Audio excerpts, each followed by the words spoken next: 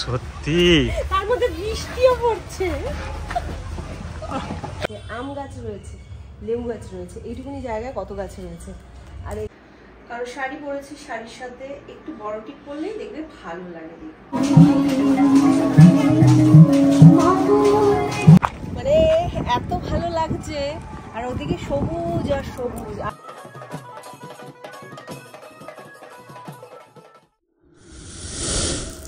কেমন আছো সবাই? আশা করি সকলে ভালো আছো।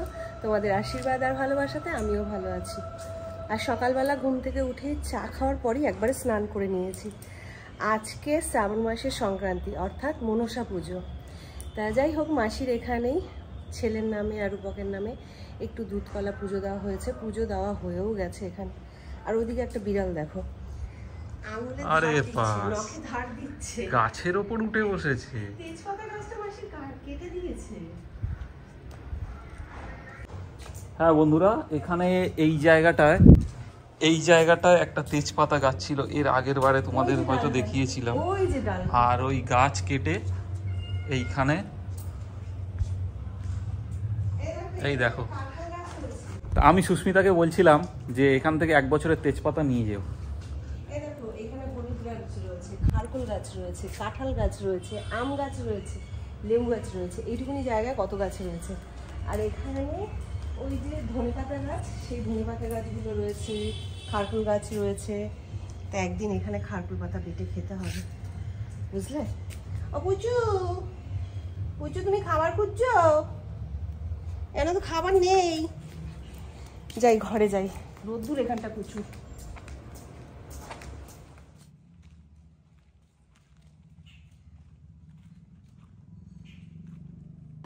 স্নান করে জামাকাপড় শুকো দিয়ে সোজা চলে এলাম বাবার কাছে। বাবার কাছে একটু আশীর্বাদ চেয়ে নিচ্ছি। আজকে শ্রাবণ মাসের শেষ, অর্থাৎ মনসা পুজো। তাই দেখো, বাবার সামনে একটু দুধকলাও দেওয়া হয়েছে। আর যে পূজারি দিদি, সে অলরেডি পুজো করে চলেও গেছে। প্রত্যেক দিনের তার কাজ, আর সে সুন্দরভাবে নিষ্ঠা নিয়ে এই মন্দিরের পুজো বা সেবা দিয়ে থাকে। আজকে নিজ থেকেই বাবাকে একটু প্রণাম করে নিলাম। যাই হোক, তারপরে তো সোজা চলে এলাম রান্নাঘরে। আর মাসি সকালের ব্রেকফাস্ট বানাচ্ছে। না কি বানাচ্ছে? সুজির পাতলা গোলা রুটি। এটা খেতে খুব ভালো লাগে, আর আমুল দুধ দিয়েই খাচ্ছিলাম।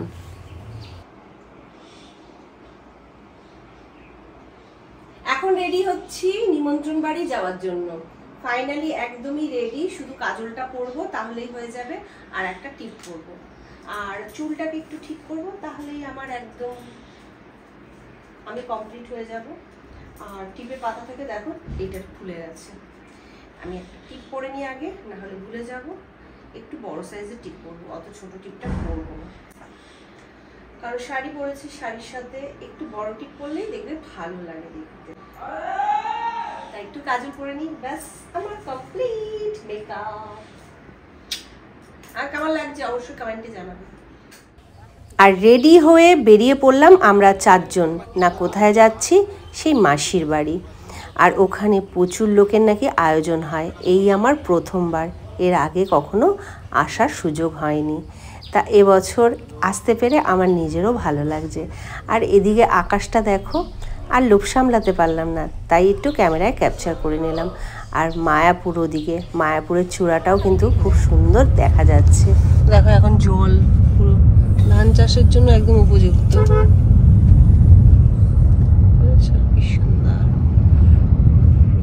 প্রকৃতিকে দেখতে দেখতে সোজা চলে এলাম মাসির বাড়ি। আর মাসির না অনেকগুলো বাস আছে, আর সেই বাসগুলো পুজো দেওয়ার জন্যই বাড়ির কাছাকাছি দাঁড় করিয়ে রেখেছে। আর ভাই তোমাদের একটু হাই বলে দিল। ভাইও কিন্তু খুব আনন্দে আছে, আমরা সকলেই খুব আনন্দে ছিলাম। তা যাই হোক, সোজা ঢুকে পড়লাম। আর ঢুকে পড়ে আগে মাকে দর্শন করে নিলাম, আর মার কাছ থেকে অনেক আশীর্বাদ চেয়ে নিলাম। আর খুব সুন্দর হয়েছিল মাকে দেখতে, দেখো কত বড় মা। তা যাই হোক, তারপর তো মাসির সাথে দেখা করে খাবার দাবারের জায়গায় চলে এলাম। আর অনেক মেনু করেছিল, আর খুব রান্নাগুলো ভালোও হয়েছিল। সবাই আমরা তৃপ্তি করে খেয়েছি। তারপরে ওখান থেকে বেরিয়ে পড়লাম, আর বেরিয়ে পড়ে সোজা চলে এলাম ভাটায়। আর ভাটার এখানে আকাশটা দেখো এত সুন্দর, যেটা বলার ভাষা রাখে না। আর এখানে ছোট মামা আমাকে কী সব বলছিল, মানে একটু মজা করেই বলছিল। যাই হোক, মামাদেরও এখানে দেখতে পাই আসলে। ভাটা হচ্ছে একটা আলাদা প্রাণ, মানে সবাই এখানে এক জায়গায় হয়, সব পরিবার। আর এদিকে হচ্ছে ভাটার চিমনি, আর চিমনির পাশের আকাশটা দেখো, অসাধারণ আকাশটা দেখো, অসাধারণ অসাধারণ। আকাশটা মানে ব্যাপক লাগছে, ব্যাপক।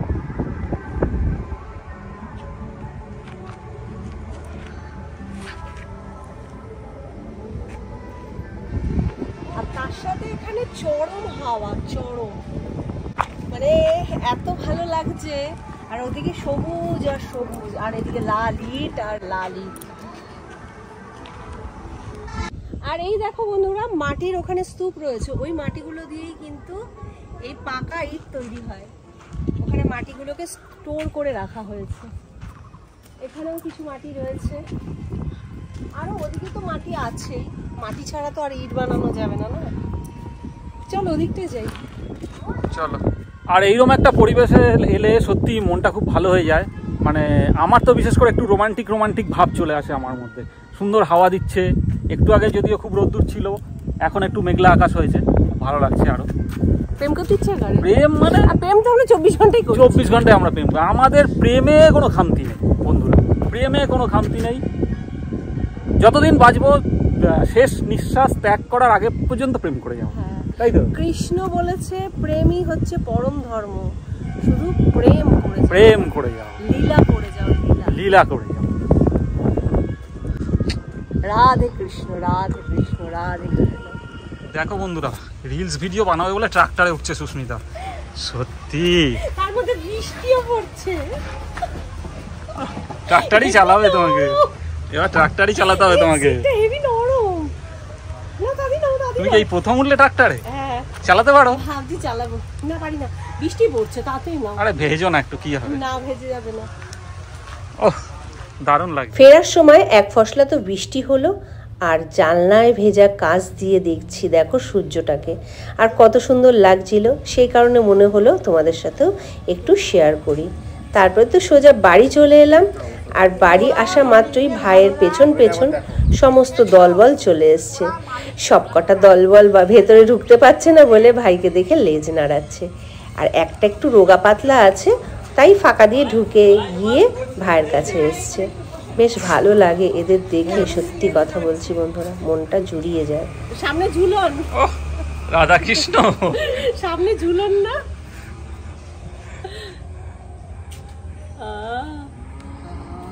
হরে কৃষ্ণ হরে কৃষ্ণ, কৃষ্ণ কৃষ্ণ হরে হরে, কৃষ্ণ কৃষ্ণ হরে হরে, রাধে গোবিন্দ রাধে গোবিন্দ রাধে জয় রাধে। আবার রেডি হয়ে গেছি নিমন্ত্রণ বাড়ি যাওয়ার জন্য।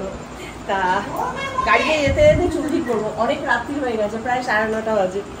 দুপুরে আসার পরে রেস্ট নিতে গিয়ে ঘুমিয়েই পড়েছিলেন সবাই। হ্যাঁ, আমি তো বিশাল ঘুম দিয়েছি।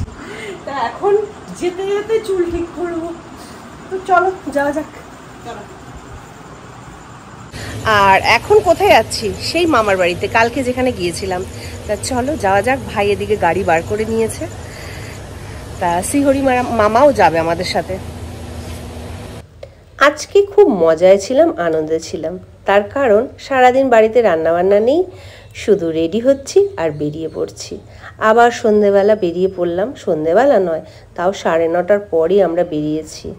আর কোথায় যাচ্ছি? সেই মামার বাড়ি। মামার বাড়িতেও তো নিমন্ত্রণ ছিল সকাল থেকেই, কিন্তু দুপুরবেলা যেহেতু মাসি বাড়ি গিয়েছিলাম, তাই রাত্রে মামার বাড়িতে এলাম। আর মামার বাড়িতেও বেশ বড় করে পুজো হয়। তা যাই হোক, তারপরে তো মামা আমাকে ধরে নিয়ে যাচ্ছে ভেতরে, চল ভেতরে গিয়ে বসবি। তারপর মাকে দর্শন করে নিলাম, আর মাকে প্রাণ ভরে প্রণামও করে নিলাম। তারপরে নিচে এসে একটু নাচানাচি করে অনেকটা আনন্দ করে তারপরে খাওয়া দাওয়ার জায়গায় গেছি। তার মাঝখানে দেখো, তোমাদের একটু দেখিয়ে দিচ্ছি যে কত বড় আয়োজন। আর এখানে সবাই নাচানাচি করছিল।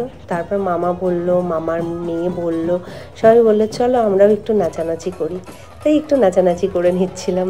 তা বেশ মজাই করেছি কিন্তু বন্ধুরা, অনেক দিন বাদে অনেক সুন্দরভাবে মজা করলাম।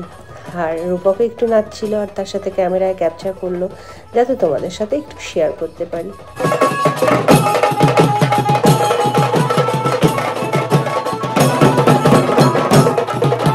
তা খাওয়া দাওয়া করে তো বাড়ি চলে এসেছি, আর রোজকার মতন একই সেই নিয়ম। দেখো ভাইয়ের পেছন পেছন আবার ওরা চলে এসছে। এত ভালোবাসে ভাইকে, মানে যেটা বলার ভাষা রাখে না। ভাই যখন লাদাখ গিয়েছিল প্রায় 8-10 দিন বাড়ি ছিল না। মাসি তাই বলছিল, যখন বাড়ি ফিরেছে বিশ্বাস করবি না মনা, সে 2 পা ভেঙে বসে আমার ছেলের মুখের দিকে ভ্যাল ভ্যাল করে তাকিয়েছিল। মানে সত্যি এদেরকে ভালোবাসলে না আলাদা একটা তৃপ্তি বা শান্তি পাওয়া যায়। প্রায় 10-12টা কিন্তু থাকেই।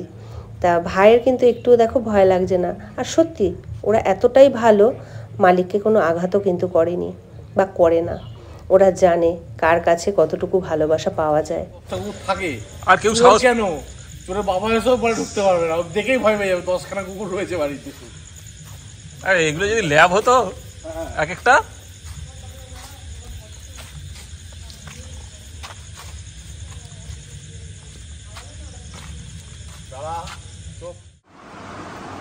মামার বাড়ি থেকে তো খাওয়া দাওয়া করে চলে এসেছি আর চেঞ্জ করে নিয়েছি, এবার ফ্রেশ হবো।